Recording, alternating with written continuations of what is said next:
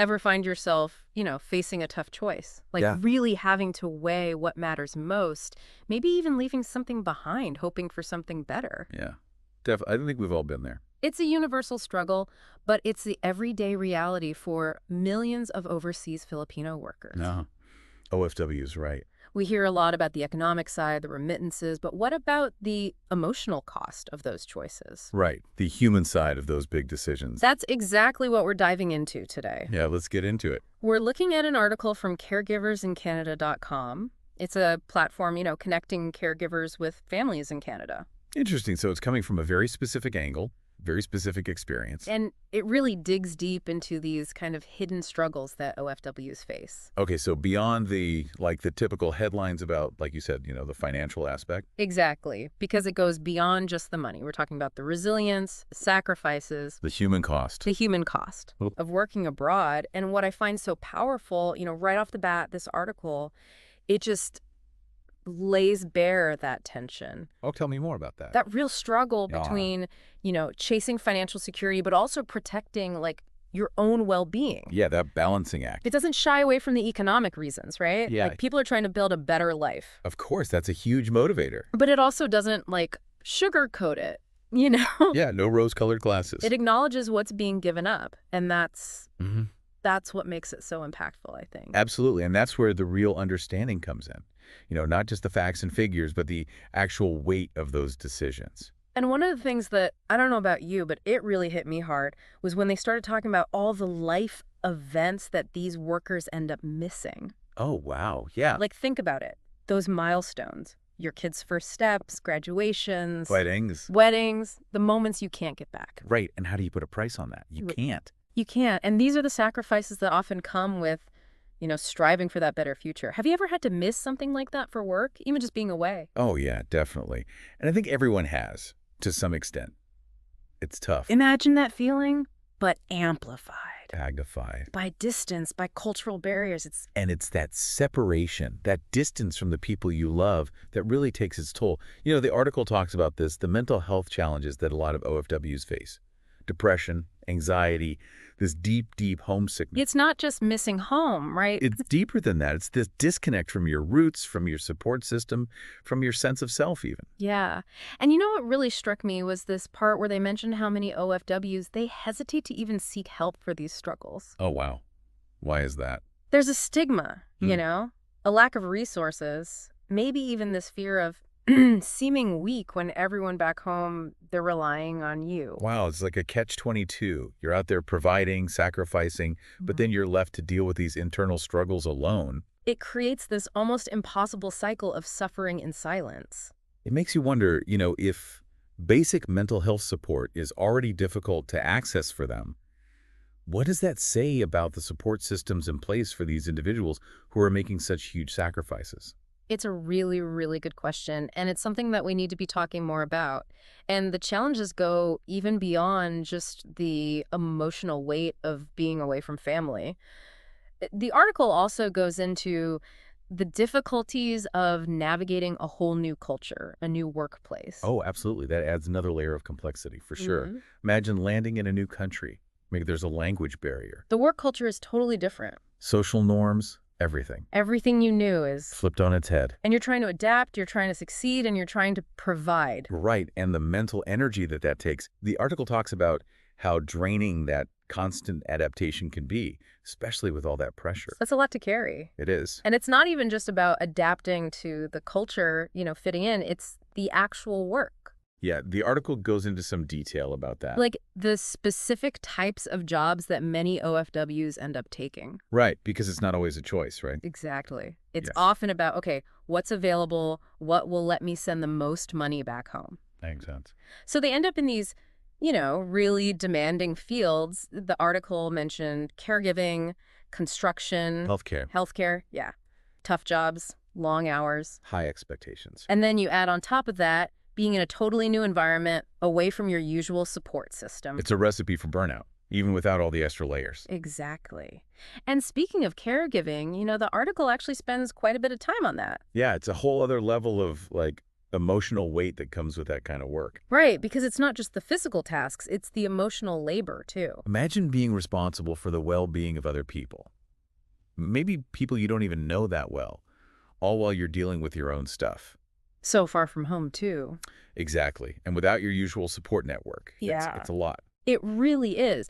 And you know what struck me reading through that section? It was like how much empathy it Resilience. takes to do that kind of work and how often it's just taken for granted. Invisible, almost. The article actually, they made this really good point about how undervalued and underappreciated caregivers are in general. Like it's such an essential service they're providing, but then, The emotional labor, the toll it takes, it's often invisible. and it made me think, it's not just caregiving, it's a lot of professions. This whole idea of invisible labor. Absolutely. The things that people do, the sacrifices they make, it doesn't always show up in the paycheck. And on top of the demands of these jobs, the physical and emotional drain, the article, it goes into another challenge that a lot of OFWs face. Okay, what's that? Career shifts. Having to switch gears, not always by choice. Right, often out of necessity. So, you might have trained for one thing, built a career around it, But a whole identity tied to it. and then suddenly you're doing something completely different. The article gave that example, right? A teacher who ends up working as, like, a domestic worker. Exactly. And it just makes you think about how much our professions shape who we are. It's part of your identity. And then when you're forced to make that kind of a shift, especially not because you wanted to, but because you had to, Because you need the income. it can really make you question things. Like your self-worth, your aspirations, if you've had to compromise who you are. It's like putting parts of yourself on hold just to, just to get by. Right, and that's exactly what the article was talking about, this struggle with identity, this disconnect from who you were professionally. And the impact that has psychologically, it can be huge. It's heavy stuff. It is. But there's a bit of a, I don't know, maybe a hopeful note in there too. Okay, tell me more. The article talks about how even though these new roles, they might not be part of the original plan, finding purpose within them. Reframing it a bit. Yeah, finding purpose in that new reality, it can help. It can be a way to deal with these identity shifts. Instead of feeling lost, you're finding your footing again. Right. It's about seeing the strength, the resilience it takes to adapt, to provide for your family, even when it means going down a different path. It's about finding that dignity, that self-worth in the journey, even when it's a detour. Right. Exactly. And I think that takes us back to the heart of this whole conversation. Just deep dive. This deep dive, it's about acknowledging the emotional experience of working abroad. It's not just about the money being sent home, it's the personal cost, the sacrifices, the battles, that are happening on the inside. And that constant balancing act of how do I provide for the people I love, but also take care of myself, even when we're continents apart. And let's not forget about the strain on the relationships themselves. Oh, absolutely. Maintaining those connections across time zones, different cultures, relying on technology to bridge the gap. It's tough, and it takes a toll on everyone involved. Especially, I imagine, for the children of OFWs, like growing up with a parent who's often, just a face on a screen. Right. How does that shape their sense of family, of connection, even of absence? And for the OFW parents themselves, I mean, it's got to be so hard. That constant back and forth in your mind, the guilt, wanting to be there, for those everyday moments. The article even talks about how with all the tech we have these days, video calls, it's not the same. It can't replace actually being there for those big milestones, but also just the normal stuff of raising a family. Right. You miss out on those little moments. And it made me think about the emotional labor involved in parenting from a distance. That whole other layer, right. Like trying to bridge that gap. Finding ways to be present even when you're physically absent. Those voice messages, bedtime stories over video chat. Celebrating birthdays, graduations, all through a screen. It speaks to the love and the sacrifice, trying to make it work. It really does. But it also highlights how technology, even when it helps, it can't fix everything. It can help you stay connected, but it can't erase the distance. Exactly. And that gets to a bigger question, something the article really pushed me to think about. What's our responsibility? As families, as communities, as, even governments, what do we owe these workers? It's a question we should all be asking ourselves, for sure. Because we talk about the economic impact, the remittances, but are we doing enough to support their well-being? Exactly. If we're really valuing their sacrifices, shouldn't we also be prioritizing their mental health? making sure they can afford to call home, to stay connected, creating support systems that actually address these unique challenges. 100%. I mean, this whole conversation, and this article especially, it really pushes us to look beyond just the transactions, the money. See the people behind it all. The caregivers, the construction workers, everyone in between. They give so much, often at a huge personal cost. And it's about recognizing that shared humanity, you know. We're all connected. These stories, yeah, they're about OFWs specifically, but they speak to something universal, you know. Anyone who's ever struggled to balance work and family, to find their place in a new environment.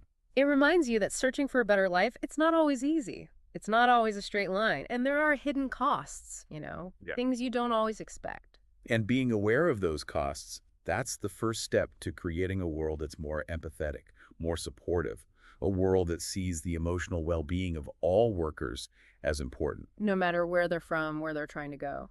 Exactly. Well, I think that's a good place to leave it for today. Yeah, I think so too. I hope that everyone listening, takes away a deeper understanding of the sacrifices that OFWs make. Their stories are incredible. Talk about resilience, determination, love for family. And as you go about your day, maybe just take a moment to think about what resonated with you today. Maybe you learn something new, or maybe you feel inspired to get involved to support these workers in some way. It's all about learning, growing, and connecting with each other, right? That's what it's all about. So thank you for joining us on this deep dive into the human side of migration. And until next time, stay curious, keep asking those tough questions. And we'll see you next time.